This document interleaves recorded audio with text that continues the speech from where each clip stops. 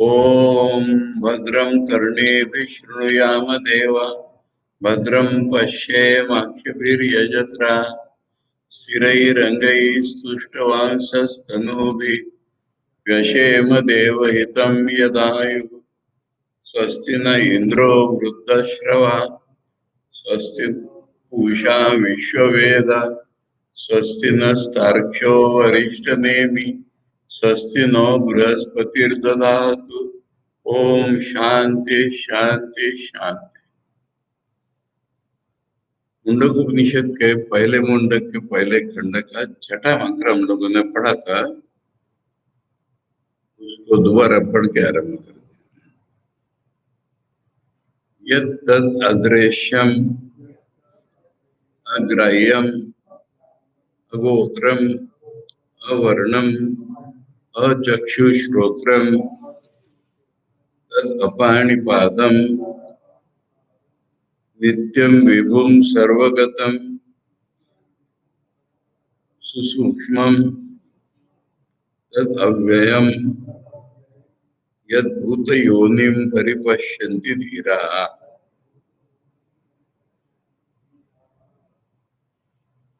इसके पहले कनेक्शन संबंध देखेंगे। शौनक महागृहस्थ थे और अंगिरस के पास जाकर के विधिवत उन्होंने पूछा, हे भगवान, वो कौन सी चीज है जिसको जानने से सब कुछ जाना जा सकता है?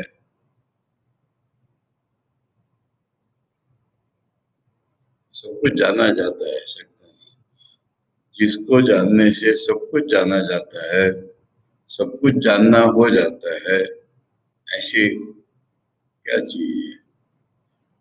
और इसका इम्प्लीकेशन अर्थ हम लोगों ने ये देखा कि महागृहस्थ होने के नाते उनके मन में इवोल्यूशन हुआ है।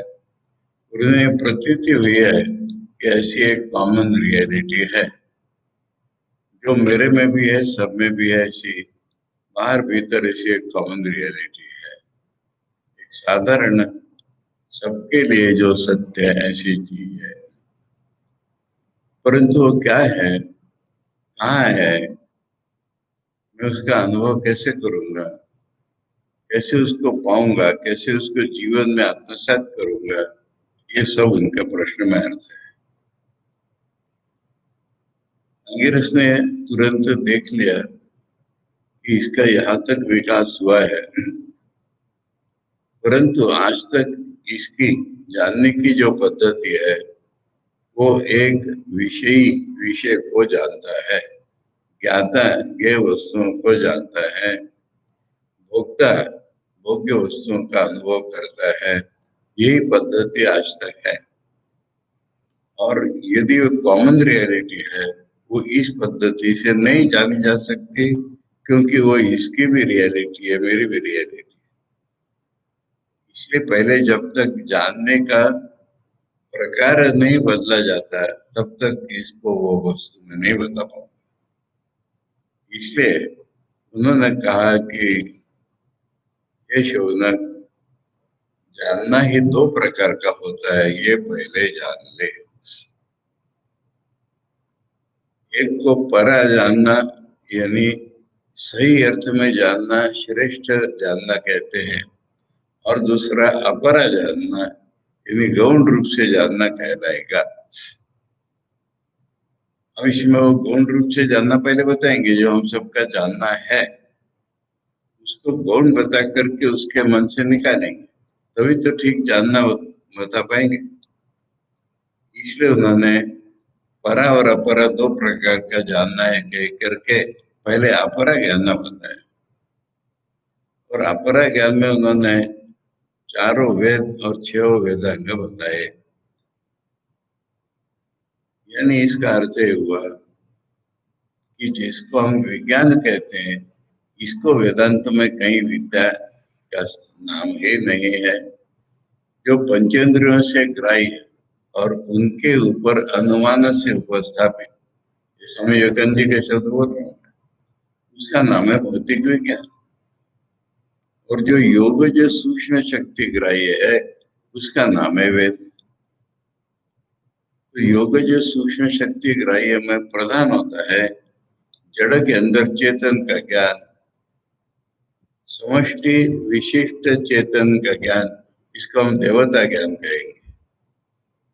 अग्नि देवता, इंद्र देवता, वरुण देवता, वन देवता, वृक्ष देवता, गृह देवता, वास्तु देवता, ऐसी हर चीज ऋषियों ने चैतन्यात्मक देखी प्रत्यक्षता, और इसके साथ ही कर्म और कर्मफल का संबंध भी उन्होंने अपने ट्रांसेंडेंटल विजन में जान लिया। इस ट्रांसेंडेंटल विजन को हम हिंदी में कहेंगे, संस्कृत में अलौकिक प्रत्यक्ष ज्ञान। अलौकिक प्रत्यक्ष ज्ञान यानी प्रत्यक्ष से सुपीरियर है, अलौकिक है, परंतु ऋषियों का प्रत्यक्ष देखा हुआ ज्ञान है। किसी भी कर्म का उसके फल से संबंध ये हमारे आंखों से दिखाई देने वाली चीज नहीं है, ऋषियों ने देख ली, तो ये अलौकिक प्रत्यक्ष ज्ञान है। और इस अलौकिक प्रत्यक्ष ज्ञान का तीसरा जो रूप है कि जिनसे ये दुनिया बनी, वो जो सूक्ष्म वस्तुएं जिनसे ये स्थूल बना, उदाहरण के लिए साइंस के इलेक्ट्रॉन, प्रोटॉन, न्यूट्रॉन, ये सब फोटोन, गॉड पार्टिकल नाम दे दिया एक पागल जैसा, ये सारी जो सूक्ष्म चीजें हैं जिनको भौतिक विज्ञान प्रत्यक्ष ज्ञान के अंतर्गत कल्पना भी नहीं करता, केवल कल्पना से ही इनको सत्य मानता है। Verification is no proof. Verification माने 5 इंद्रियों से जो दिखेगा वही सत्य है, इस तरह से कोई सत्य नहीं जाना जा सकता, परंतु ये ऋषियों को दिखता है। स्वामी जी की परिभाषा में योग जो सूक्ष्म शक्ति ग्राह्य, जब हम योग साधना करते हैं तब हमें सूक्ष्म ज्ञान की शक्ति उत्पन्न होती है। इस सूक्ष्म ज्ञान की शक्ति को ही मैं अलौकिक प्रत्यक्ष कहा वेदांत के आधार पर। तो अलौकिक प्रत्यक्ष में ये पंच सूक्ष्म तत्व, उनके पीछे मन, उनके पीछे अहंकार इत्यादि, अल्टीमेटली चेतन, तो ये योग जो सूक्ष्म शक्ति ग्राह्य माने वेद, इसका ये तीसरा प्रकार हुआ। अब ये तीनों प्रकारों से हमारा बना क्या? हम विषय और ये विषय, ये तो छूटा नहीं ना, जानने वाले तो हम ही रहे, और इनमें से एक भी चीज ऐसी नहीं है जो कॉमन रियलिटी है। तो इसलिए अब ये जैसे सूक्ष्म तत्व, सूक्ष्म तत्व हमारे शरीर की रियलिटी हो सकती है, हमारी रियलिटी नहीं। हमारी रियलिटी सबसे पहले तो चेतन होनी चाहिए। चेतन के बिना क्या रियल है? इसलिए ये तो कोई कॉमन रियलिटी हुई नहीं। कॉमन रियलिटी का ज्ञान इस तरह से, विषय को विषय का ज्ञान इस रूप में हो ही नहीं सकता।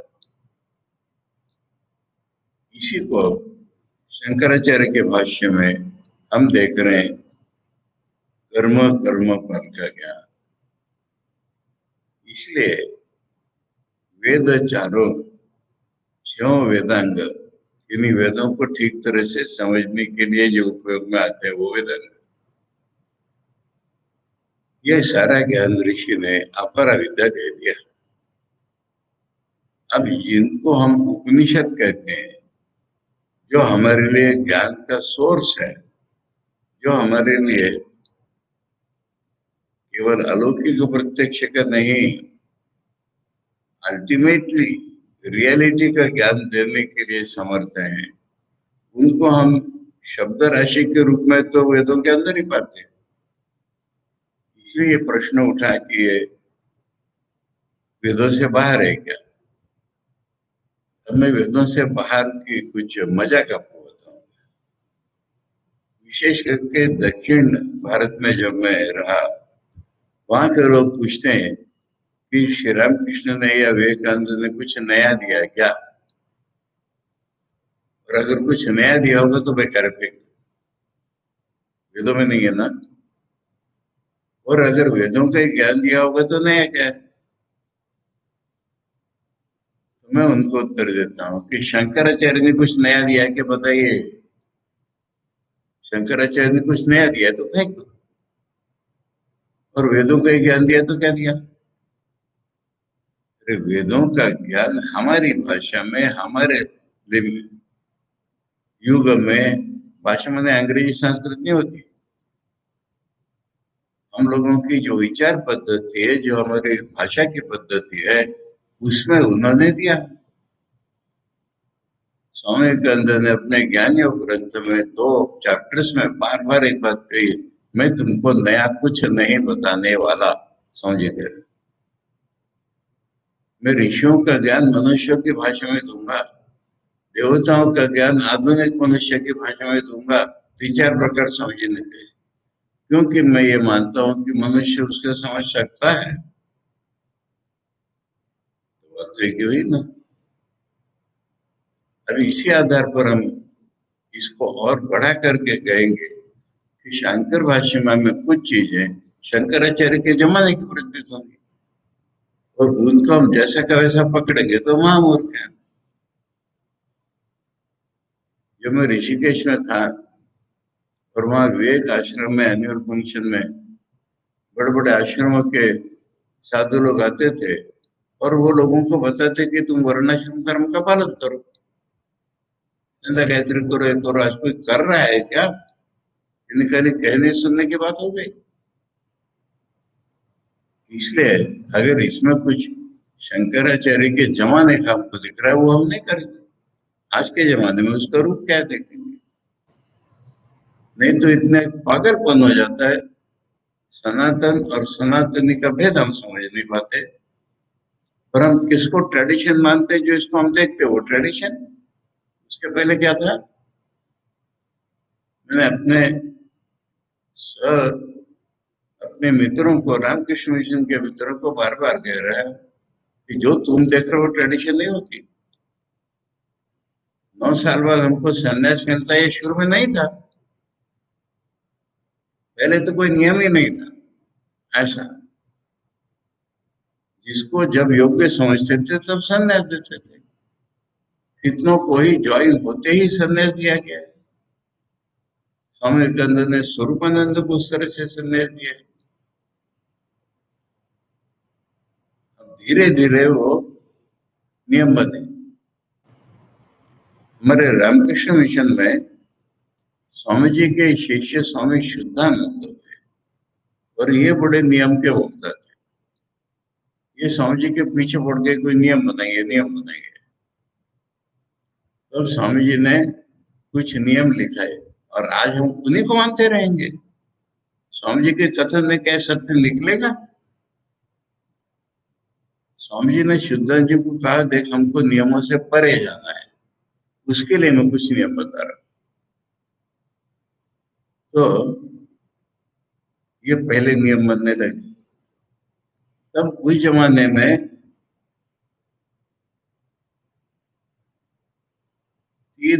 3 साल ब्रह्मचर्य होने के बाद संन्यास मिलता था। ब्रह्मचर्य कब मिलता था? जब गुरु लोग समझ लेते थे ब्रह्मचारी बनने लायक है तो ब्रह्मचारी मिलता था। अभी 1 साल प्रिपरेशन, 4 साल प्रोबेशन, और 4 साल के बाद संन्यास, ये नियम तब थोड़े था। और जब जब तक श्री राम कृष्ण देव के सन्यासी थे, तब तक तो इन सारे नियमों का उल्लंघन नहीं होता। इसलिए ये नियम स्वामी विवेकानंद ने कहा है, नियम आदमी के लिए बनते, आदमी नियम के लिए नहीं होता। हम ट्रेडिशन कहते हैं। खैर, तो मैं बता ये रहा था कि अगर पुराने जमाने की बात, एक बार एक जगह, एक सभा में एक व्यक्ति, नगण्य मान्य व्यक्ति थे वो, उन्होंने कहा कि आजकल पुराने जैसा नहीं रह गया है, कॉमन बात सुनता हूँ, विद्यार्थी लोग गुरु को प्रणाम नहीं करते हैं। इनका वो गुरु भी नहीं है, वो विद्यार्थी भी नहीं है। ट्रेडिशन बदलती है। जो पुरानी चीज है, स्वामी जी की भाषा में कहूँ तो उसको जंग चढ़ेगा या सड़ेगी उसको फिट नहीं पड़ेगा। जो इटरनल चीज होगा, जो बदलती ही नहीं चीज होगा तरह, और वो है केवल ब्रह्म का स्वरूप। और हमारा जो ब्रह्म के साथ संबंध है वो कभी नहीं बदलेगा। हम जीव है, ये कभी नहीं बदलेगा। और जीव और ब्रह्म अंततः जा करके अभिन्न है, ये भी नहीं कभी बदलेगा। फिर जीव के रूप में हमारा मन बदलता जा रहा है, इसलिए तो युग युग में अवतार पाना पड़ता है। खैर, तो ये वेदों में बाहर की बात निकली, इसलिए मैं नहीं बदलते। आचार्य इसका जवाब अपने ढंग से दे रहे हैं कि शब्द राशि के रूप में तो वेदों में ही, परंतु उनसे ज्ञान हमको कब प्राप्त होता है? अरे हम उपनिषद पढ़ते हैं तो हमको ज्ञान नहीं होता, जब गुरु हमको बताते तब ज्ञान होता है। शंकराचार्य की ही बात देख लो।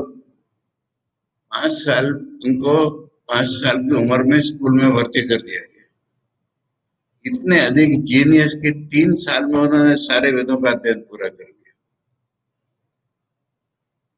और केरल में राजा लोग उनको सभा पंडित के रूप में बुलाने लगे 8 साल की उम्र में। और उन्होंने वेद पढ़ के इतना ही जाना कि ब्रह्म को जानने के लिए मुझे गुरु के पास ही जाना पड़ेगा, यही जाना। और वो केरल से जो निकले पैदल, नदी गुरा जंगल सब में जाते हुए ओंकारेश्वर पहुंचे, क्योंकि उनके मन में किसी ने बता दिया, भगवान ने, कि तेरे गुरु वहां रहते हैं। और वहां ओंकारेश्वर में जाकर के गोविंद पाद जी के चरणों में जब प्रणत हुए, तो गोविंद पाद जी ने कहा, बेटा मैं तेरे लिए राह देख रहा था, तू तो ब्रह्म ही है रे। और वो जान गए। अब ये तत्वमसी वाक्य के तूने वेदों में पढ़ा नहीं था, उसका अर्थ भी समझा होगा, परंतु रियलाइजेशन में नहीं आया। और गुरु के मुंह से निकला, उनका मन इतना तैयार था कि उनको मनन निर्देशन भी नहीं करना पड़ा, गुरु से श्रवण किया ज्ञानों में। इसलिए शंकराचार्य यहाँ पर कह रहे हैं कि गुरु के पास जाना। और एक चीज बता रहे, वो वैराग्य हुए बिना कभी हो गई। वेद पढ़ने से किसी को वैराग्य हो गया है, जिसको होना है उसको हुआ है। नहीं तो ऐसे पंडित देखें, ठाकुर कहते हैं ना, 6 शास्त्रों के पंडित, ऐसे पंडित देखें कि उनको मैंने क्या बताऊं, साल दर साल बेटे होते चले जा रहे। और ऐसे पंडित की दुनिया की किसी फिलोसफी का कोई विषय भी उनका अछूता नहीं, फट से जान लेते हैं। तो इसलिए ये भौतिक ज्ञान से कुछ हुआ है किसी का कुछ। तो इसमें दो बातें हुई। शंकराचार्य के कहने के अनुसार, हम लोग ने पिछले मंत्र के भाष्य में पढ़ा है कि उपनिषद तो ज्ञान के भंडार हैं, और वो जब गुरु के मुंह से आता है तब, और वैराग्य होगा तब, तभी हमको ज्ञान होता है। इसलिए शब्द राशि के रूप में उपनिषद वेदों में हमने मान लिया, किंतु उनसे जो हमको ज्ञान प्राप्त होता है, स्वरूप का ज्ञान, अनुभवात्मक ज्ञान, वो गुरु के कहने से और हमारे वैराग्य के आधार पर ही होता है। इसलिए पराविद्या की परिभाषा किसी पुस्तक के रूप में कभी नहीं दी जा सकती। अपर विद्या माने वेद, पराविद्या माने उपनिषद, ऐसा भाग नहीं आचार्य मान रहे, या यहाँ दिया हुआ नहीं है। जब पूरे वेदों का उल्लेख किया तो ये थोड़े कि कर्मकांड का उल्लेख किया। तो सारे वेद इंक्लूडिंग उपनिषद शब्द राशि अपरा विद्या हो गई। तो अपरा विद्या की परिभाषा यही हुई कि एक विषय विषय को जानता है, और कॉमन रियलिटी को जानना है, वो अलग से होगा। उसकी परिभाषा उन्होंने कि जिससे अक्षर ब्रह्म जाना जाए वो पराविद्या। अब इसका अर्थ ये हुआ, लोग कहते हैं कि साइंस बड़ा ऑब्जेक्टिव है और तुम्हारा धर्म सब्जेक्टिव है। धर्म सब्जेक्टिव बिल्कुल नहीं है। एक जगह सभा में मेरे से प्रश्न किया गया था, बहुत सालों पहले मुझे याद है। मैंने अध्यात्म की बात पूरी समझाई। उसके बाद एक प्रोफेसर मशाई उठ के खड़े होते हैं, कहते हैं बट साइंस इज ऑब्जेक्टिव। मैंने कहा कि this is the most subjective thought, that science is objective. यानी तुम अपने को विषय पक्का मान लिया, बाहर की दुनिया को ऑब्जेक्ट पक्का मान लिया और उसका विश्लेषण करते हो। ये ऑब्जेक्टिव है तुम्हारा। ये कौन सा ज्ञान हुआ कि जिसमें तुम अपने को विषय मान रहे हो और अपने मन को, इंद्रियों को कभी परख के नहीं देखा तुमने। ये सही ज्ञान लाते हैं कि ये भी नहीं देखा और ऑब्जेक्ट से जांचने लगे। ये तो तुम्हारी सब्जेक्टिव आइडिया हो गई कि नहीं। तो साइंस ऑब्जेक्टिव होगा, वेदांत को हम ऑब्जेक्टिव नहीं कहेंगे और सब्जेक्टिव तो है ही नहीं। सब्जेक्टिव उसको कहेंगे कि जो मैं जानता हूं तुम नहीं जानते, कभी भी नहीं जान सकते, तब सब्जेक्टिव। मैंने एक विशिष्ट पद्धति से जाना है, तुम भी उस पद्धति से जान सकते हो, उसको सब्जेक्टिव नहीं कह सकते। और जानना क्या है मैंने, सब्जेक्ट की रियलिटी क्या है, ऑब्जेक्ट की रियलिटी क्या है, दोनों की कॉमन रियलिटी क्या है, ये मैंने जानना है ना। ये सब्जेक्ट कहाँ से रहेगा। तो आचार्य की भाषा में ये जो सही ज्ञान है ये वस्तु तंत्र है। वस्तु माने ऑब्जेक्ट नहीं, वस्तु माने रियलिटी।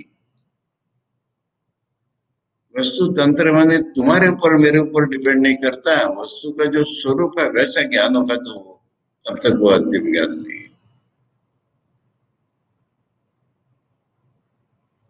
कर्म हम करेंगे तो फल पाएंगे, नहीं करेंगे नहीं पाएंगे। ऐसा नहीं है तुम जानो न जानो, सत्य तो यही है।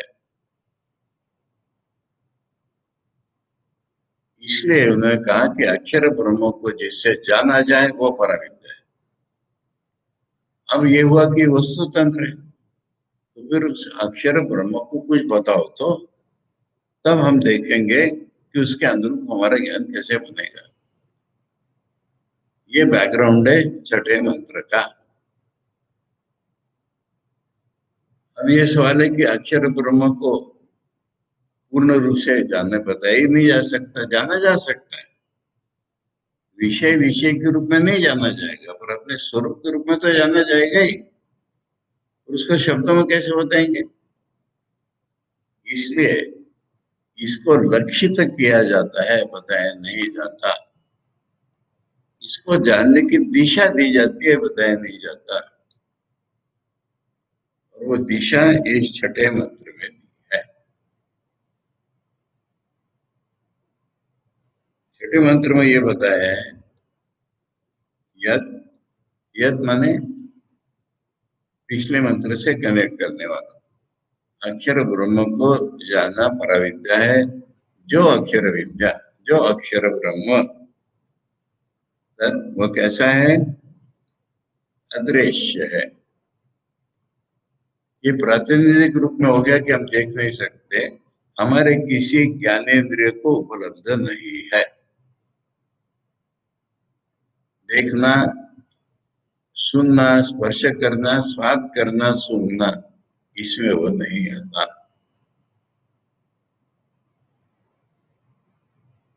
फिर हमारे पास कर्मेंद्रिय है। अग्राह्य माने हाथ से नहीं पकड़ सकते, अर्थात किसी भी कर्मेंद्रिय से उसको नहीं पा सकते। हाथ से पकड़ नहीं सकते, पैरों से चलकर वहां तक नहीं पहुंच सकते, वाणी से बोलकर उसको नहीं समझाया जा सकता, वायु उपस्थित की क्रिया से उसको नहीं पाया जा सकता।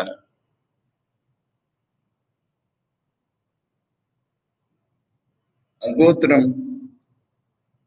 अगोत्रम माने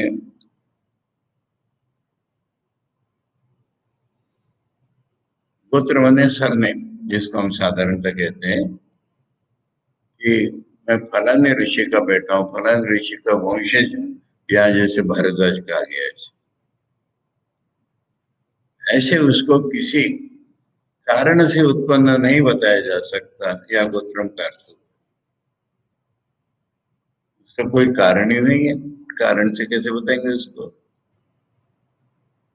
इसलिए अगोत्रम अवर्णम, अवर्ण माने उसका रूप रंग सा पकड़ लो, रूप रंग जाति, यानी ब्राह्मण क्षत्रिय वैश्य शूद्र में वर्ण ले लो, या गोरा काला लंबा चौड़ा ये सब वर्ण ले लो, ऐसा नहीं बताया जा सकता। उसकी कुछ अलग से प्रॉपर्टीज नहीं बताई जा सकती, या वर्णम हो गया। किसी भी रूप में विषय वस्तु नहीं है, ये बताना हो गया। अब हमारे जानने के जो साधन होते हैं, आंख और कान, बाकी सब इंद्रिया, उस रूप में भी वो नहीं है। उसको हम ये नहीं कह सकते कि हम आंख है, हमारी आंख है वो, आंखों की आंखें बताया कि मनुष्य, या वो आंख वाला है ऐसा भी नहीं कह सकते, कान वाला भी नहीं कह सकते, यानी ज्ञानेन्द्रिय वाला, जानने वाला, ऐसा भी वो नहीं है। अब कर्मेंद्रिय वाला होगा, चलने वाला, पकड़ने वाला, ये ऐसा भी वो नहीं है। तद पाणी पदम,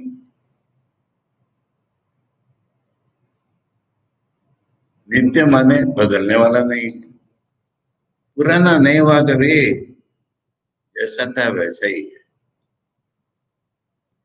विभुम है, सर्वव्यापी, कॉमन रियलिटी है ना। तो ऐसी कॉमन रियलिटी कोई उसके बाहर है ही नहीं, सभी कुछ वही है। ऐसा नहीं है कि कुछ एक चीज है और उसकी एक रियलिटी अंदर बैठी हुई है।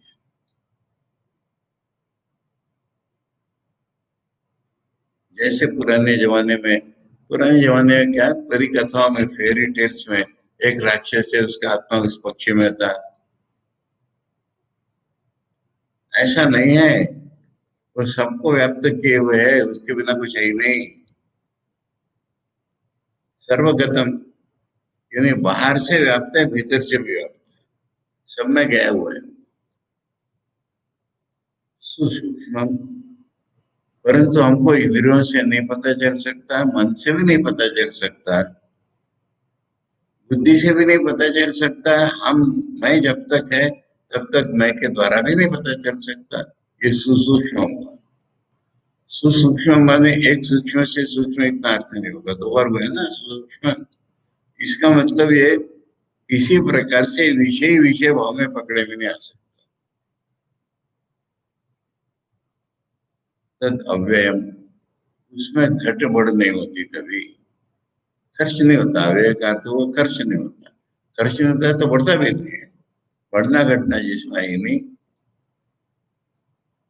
परंतु एक चीज है, हम जो कुछ देख रहे हो उसी से निकला है भाई, ये ऋषियों ने देखा, यानी उसका नेचर बताते हुए हम पहले यही कह सकते हैं ऋषियों ने ऐसा देखा उसको। हाँ, तद्भुत योनि परिपश्यंती थी, परिपश्यंती अच्छी तरह देख लिया, मैंने अच्छी तरह अनुभव कर लिया। हम प्रत्यक्ष ज्ञान को अधिकतर अपने आंखों से ही जोड़ते हैं, देख लिया, इसलिए इस शब्द का प्रयोग नहीं, तो शब्द ही कौन सा है उसके, इसलिए उसको अच्छी तरह से सब ओर से जान लिया ऋषियों ने, और ये जान लिया कि उसी से सारा जगत निकला है। टेक्निकली हम कहेंगे कि निर्गुण सगुण ब्रह्म बोल दिया। बोलने से क्या हुआ, वैसा तुम्हारा ज्ञान जब बनेगा ना, तब तुम जानोगे वो पराविद्या है। जब तुम्हारा जानना विषय विषय रूप से जानने को छोड़ देगा, अपने स्वरूप को ढूंढने की कोशिश करेगा वैराग्य से, इसलिए तो वैराग्य के सवाल आता है। तभी उसको जान पाओगे। अब देखते हैं इसका आचार्य भाष्य। आचार्य भाष्य की भूमिका। यथा विधि विषये कर्ता आदि अनेक कारक उपसंहार द्वारेण वाक्यार्थ ज्ञान कालात् अन्यत्र अनुष्ठेयो अर्थो अस्ति अग्निहोत्रादि लक्षणों। विधि विषय मैंने वेदों के कर्म कांड में आचार्य ने अपरा विद्या को वेदों का कर्म कांड ही कर लिया। वो भी सूक्ष्म ज्ञान है ना, अलौकिक प्रत्यक्ष है ना। उसमें क्या होता है, कुछ कर्म की बात होती है तो उसमें करने वाला कहाँ करना है, कैसे करना है, किसके लिए करना है, ये सब बातें आ जाती है। इसको कहते हैं कर्ता आदि अनेक कारक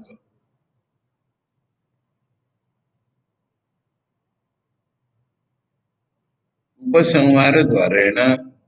हमें इसको कंक्लूसिव रूप में बताएंगे, निश्चित रूप से बताएंगे उपसंहार। वाक्यार्थ ज्ञान का अर्थ हमने वाक्य समझ लिया, ऋषि ने कहा ऐसा ऐसा ऐसा ऐसा कर्म होता है, ये हमने वाक्य का अर्थ समझ लिया। अन्यत्र उसके बाद हमने उसको बनाया न कि अनुष्ठेय अर्थो अस्ति।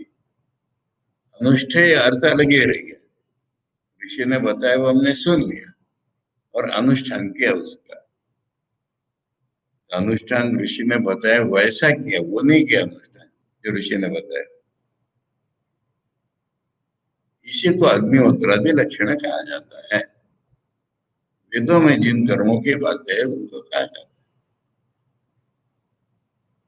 अब ये कर्म कांडात्मक जो वेद है, स्वामी जी ने कहा इसका फल तो माया में है, ये कर्म भी माया में, और माया में जो चीजें बदलती रहेगी ही। इसलिए आज अब इसका डायरेक्टली संबंध नहीं है, पर जब आचार्य ने अग्निहोत्रादि कहा है तो बोलना पड़ेगा कि आज अग्निहोत्रादि कर्म नहीं है। आचार्य के काल में ही दो प्रकार के कर्म हो गए थे। वेदों ने बताया अग्निहोत्रादि, स्मृतियों ने बताया वापी को पता लगा दी, लोगों की भलाई के लिए कुछ तो करो, ये बताया था। फिर तो बदलता जाता ही है। हम इसको कहेंगे साधारणतः मनुष्य जो नित्य कर्म करता है, नियत कर्म करता है, झाड़ू लगाने से चंडी पाठ तक समझिए जो कह रहे हैं, सारे कर्म जो करता है वो कर्म है कि जो बताए किसी ने, हमने सुने और बाद में किए। किसी ने बताया, हमने समझे और अलग से किए, ये सारे कर्म उसमें आ गए। अग्निहोत्र के साथ भी आचार्य ने अग्निहोत्र आदि लक्षण बोल दिया, तो ये सारे कर्म आ गए। न तथा यह परा विद्या विषय, परा विद्या के बारे में ऐसा नहीं होता। कैसा होता है, वाक्यार्थ ज्ञान समकाले एवं तु पर्यवसितो। गोविंदोपाध्याय ने कहा तू वही है और ज्ञान हो गया, उसके बाद क्या करना बचा, कुछ नहीं। लोग कहेंगे सुनने से होता, मनन ध्यान करो, करने की चीज नहीं मनन ध्यान। श्रवण ऐसा होता है कि मनन कराएगा, निर्देशन कराएगा, द ऑटोमेटिक इफेक्ट्स ऑफ श्रवण। और श्रवण करो क्या, गुरु बोलेगा तो कानों में जाएगा नहीं है क्या। फिर श्रवण करो क्यों कहते हैं, अरे मन को इधर उधर मत दो, इतना ही कहना है श्रवण करो, गुरु की बात सुनो। इसको नियम विधि परिसंख्यान विधि ऐसा आचार्य बताएंगे, कोई अपूर्व विधि नहीं है, यानी चीज नहीं है उसको बनाओ, ऐसी विधि नहीं है। तो श्रवण माने दर्शन किसी कर्म में नहीं आता इसका। जैसे सामने कोई चीज है, हमारी आंखें हैं और उस पर उजेला पड़ गया तो हमें दिख जाता है, देखो अलग से, ऐसा नहीं कहना पड़ता। तो ये प्रमाण जन्य ज्ञान है। अगर जानने के साधन सही है तो ज्ञान है ये, और इसको अलग से कुछ करने की चीज ही नहीं है। वाक्यार्थ समक ये फर्क है जो न काल नियम एक बार बोला था वो भी है। और इसका उदाहरण शंकराचार्य जैसे का तत्व उसी बोला ज्ञान हो गया उनको। अब हमें नहीं होता क्योंकि हमारा चित्त अशुद्ध है, इसलिए मनन करो। मनन का अर्थ है कि अपनी विचार परंपरा बदलो जो सत्य सुन रहे उसके आधार पर। तब ज्ञान वही होगा जो सुनने पर होता नहीं होता, क्योंकि पुराने डीप संस्कारों के कारण मन कहीं भोग में अटका हुआ है। उसको उखाड़ के निकाल दो, फिर ज्ञान हो जाएगा। वही ज्ञान होगा जो श्रवण से होगा। इसलिए मनन व्यसन ऐसी क्रिया है जो श्रवण की पूरक है, क्रिया नहीं है।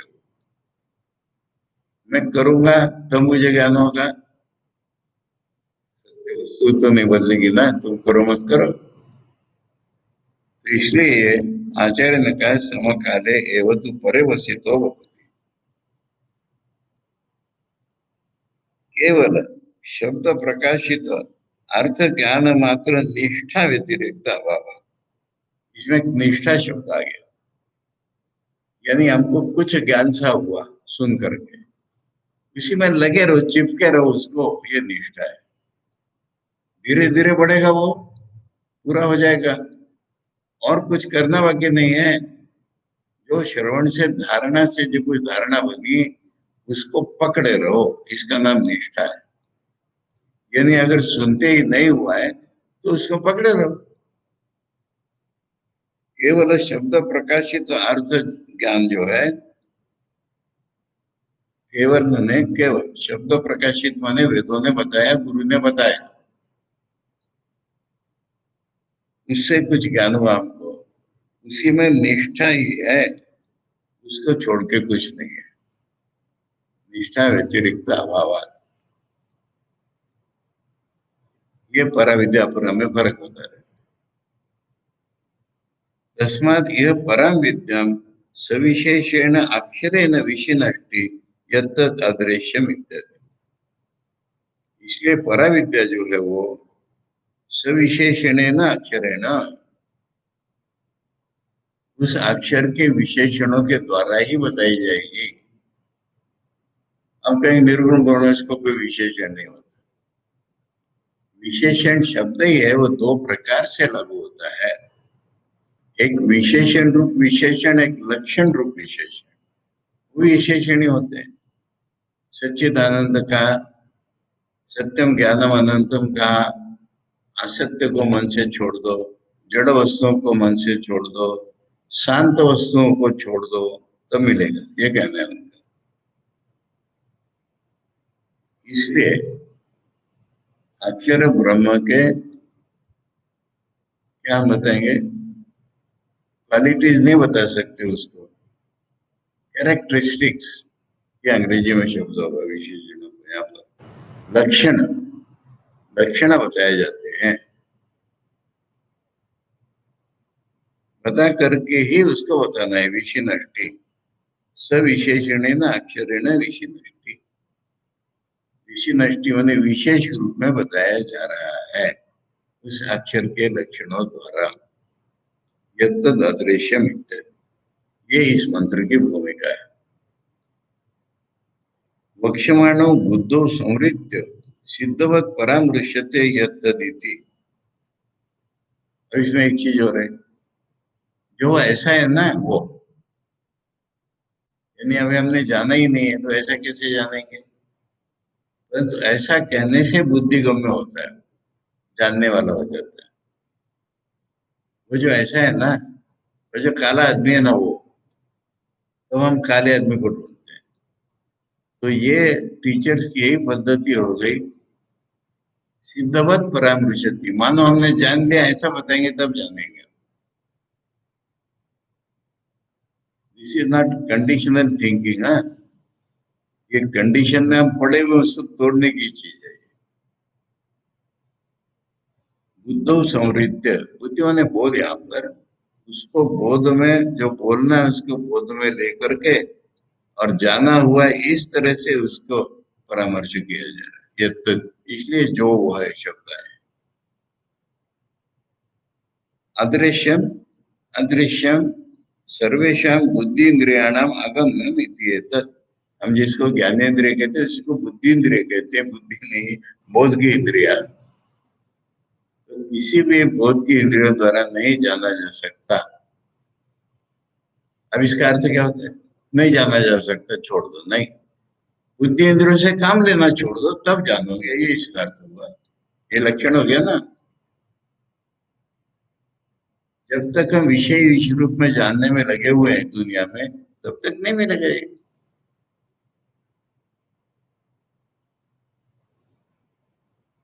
दृश्य वही प्रवृत्त पंचेन्द्रिय द्वारकत्वात्।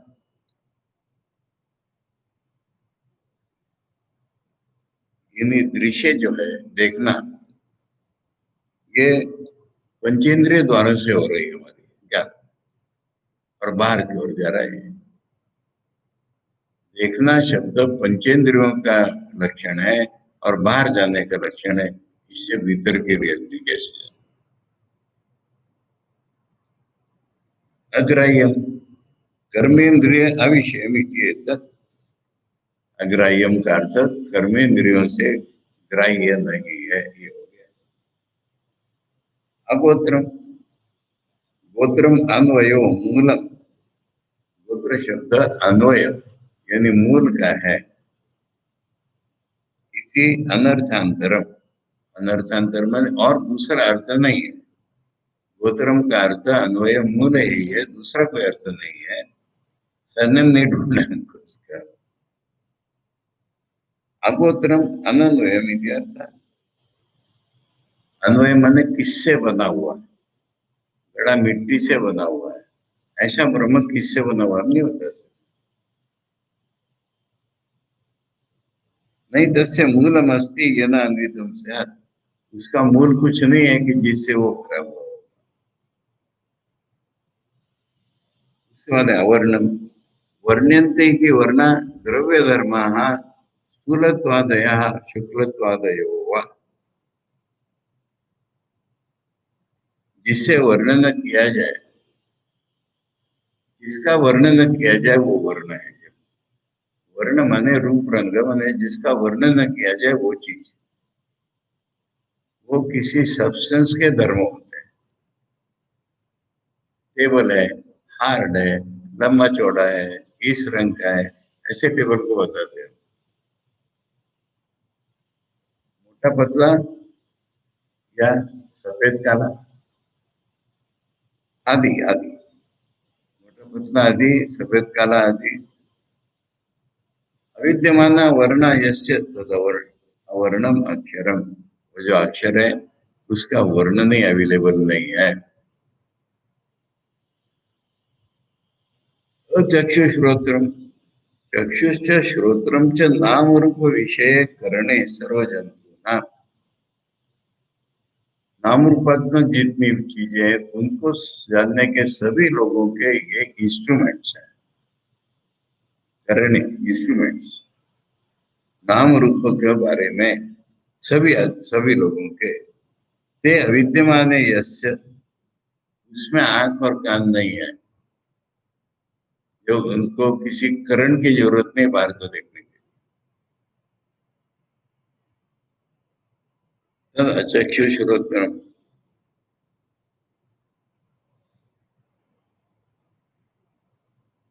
अब ये आंख कान की बात कहाँ से आई? आचार्य कह रहे हैं यह सर्वज्ञ सर्वविदिति चेतनावत्व विशेषणात्।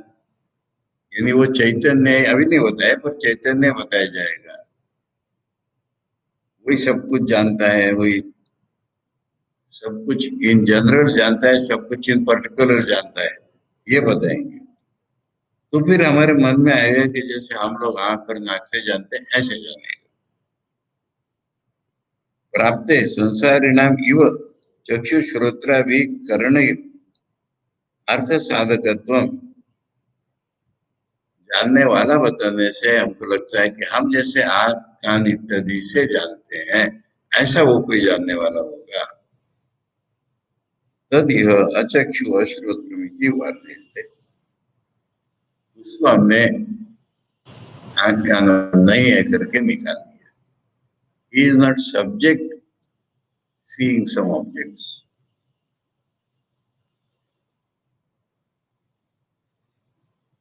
वो जानता तो है ना, इसलिए शतशत उपनिषद ने बोला आंख के बिना देखता है, कान के बिना सुनता है, सर्वज्ञ सर्वशक्तिमान आंख कान की जरूरत नहीं, वही सब कुछ है, वो जानता है, उसको कहाँ से आंख कान की जरूरत पड़ेगी। इसलिए पश्यति अचक्षु स शृणोति अकर्णा इत्यादि दर्शना, हमें ज्ञान वाला है वो, पर विषय विषय ज्ञान किसी इंस्ट्रूमेंट के द्वारा जानेगा ऐसा नहीं। ये सब ट्रांसेंडेंस बता रहे हैं हमको, बस छोड़ो ये छोड़ो ये छोड़ो ये छोड़ो। किम चेत अपाणिपादम कर्मेंद्रिय रहितम इति एतत्, वही कर्मेंद्रियों के हाल है कि वो सबको पकड़ता है, सब जगह गया हुआ है, पैरों से चल के नहीं गया, हाथों से नहीं पकड़ा उसने, सब है वही है, इसलिए सबको पकड़ा है, सब जगह गया हुआ है। यत एवं अग्राह्यम अग्राहकम च तो नित्यम, बाकी सब अचर उसी से कंक्लूजन के रूप में निकाला, न तो विषय है न विषयी है, इसलिए नित्य है। नित्य का अर्थ दे रहे अविनाशी, नष्ट नहीं होगा, जो ऑब्जेक्ट वो भी नष्ट होगा, जो सब्जेक्ट है वो भी नष्ट होगा, ऑब्जेक्ट भी नहीं सब्जेक्ट भी नहीं।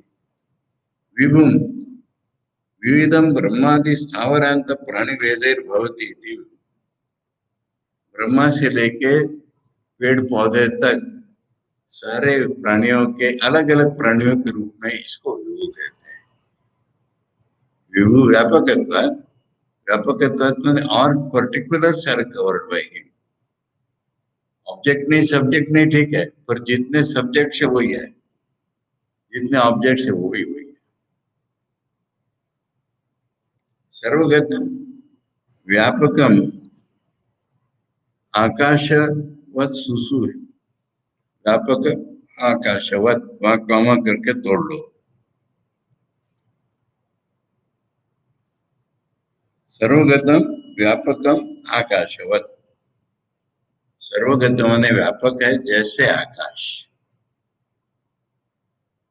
सुसूक्ष्म शब्दादि स्थूलत्व कारण रहितत्व, स्थूलत्व का कारण क्या है, शब्द स्पर्श रूप रस गंध के जब अंडर रहता है तो स्थूल रहता है, ऐसा ही नहीं।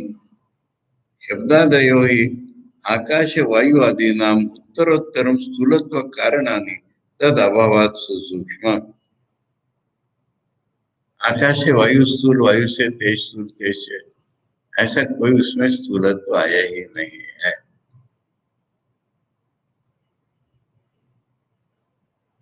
किंच तद अव्ययम उक्त धर्मत्वाद एव न वेति, किसी को इससे जोड़ रहे हैं, ऐसा होने के कारण ही वो घटना बढ़ नहीं रही है। नहीं अनंगस्य स्वांग अपचय लक्षणों संभवती, जिसके पार्ट नहीं है उसको कोई पार्ट खराब हो जाना, हाथ सड़ जाना, पैर खराब हो जाना, ऐसा होगा ही नहीं, कोई पार्ट से नहीं है। शरीर से ही वो जैसे शरीर के होते हैं ऐसे, ना भी कोशा अपचय लक्षणों व्यय संभवती राजने, कम होना कितने प्रकार से होता है बता रहे हैं।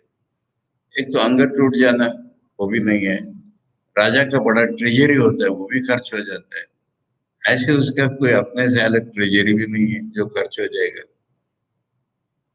ना फिर गुण द्वारा को या संभवती अगुणत्वात् सर्वात्मकत्वाच्च, कोई अच्छा गुणवान व्यक्ति है फिर वो बिगड़ भी जाता है, वो किस गुणों का है, एक तो निर्गुण ही है और नहीं तो सब कुछ वही है, दोनों बता रहे हैं। उसके गुण कम नहीं होते क्योंकि एक तो निर्गुण है या सब कुछ वही है, कम क्या होगा उसका। यद एवं लक्षणम, जो इन लक्षणों वाला है, भूत योनिम भूतानाम कारणम, सबका कारण, पृथ्वी इव स्थावर जंगमानाम, कारण कैसे, पृथ्वी से पेड़ पौधे निकलते हैं, पृथ्वी से हम चलने वाले होते हैं, निकलते हैं। ऐसा उन्होंने उसको सबका कारण देखा। परिपश्यन्ति सर्वथा आत्मभूतम सर्वस्य अक्षरम पश्यन्ति धीरा। सब और उनका जो सेल्फ है उसी को सब और देखते हैं। धीरा धीमतो वेगिना ईदृशम अक्षरम यया विद्या अधिगम्यते सा पराविद्या इति समुदाय। पराविद्या की डेफिनेशन ऐसा अक्षर जिस विद्या के द्वारा जाना जाएगा वो पराविद्या। अब इसके बाद सगुण ब्रह्म का विस्तार से वर्णन आएगा। यानी अंत में जो बोला कि ऐसा जो निर्गुण ब्रह्म है वही उससे सारी दुनिया निकलती है, इसका वर्णन आएगा। निकलती है माने क्या, उससे बाहर निकलती है क्या, कौन सा कारण होता है, ये इसके बाद बताया जाएगा। ठीक है, यथोर्ण नाभि पढ़ लेंगे। यथोर्ण नाभि सूर्यते गृह्णते च यथा पृथिव्याम औषधया संभवन्ति यथा सतः पुरुषात् केशलोमानि तथा अक्षरात् संभवति विश्वम।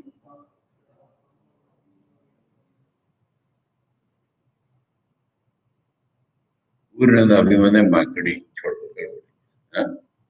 ओम भद्रं कर्णेभिः शृणुयाम देवा भद्रं पश्येमाक्षभिर्यजत्रा स्थिरैरङ्गैः तुष्टवांसस्तनूभिः व्यशेम देवहितं यदायुः स्वस्ति न इन्द्रो वृद्धश्रवा स्वस्ति न पूषा विश्ववेद स्वस्ति नस्तार्क्ष्यो अरिष्टनेमिः स्वस्ति नो बृहस्पतिर्दधातु।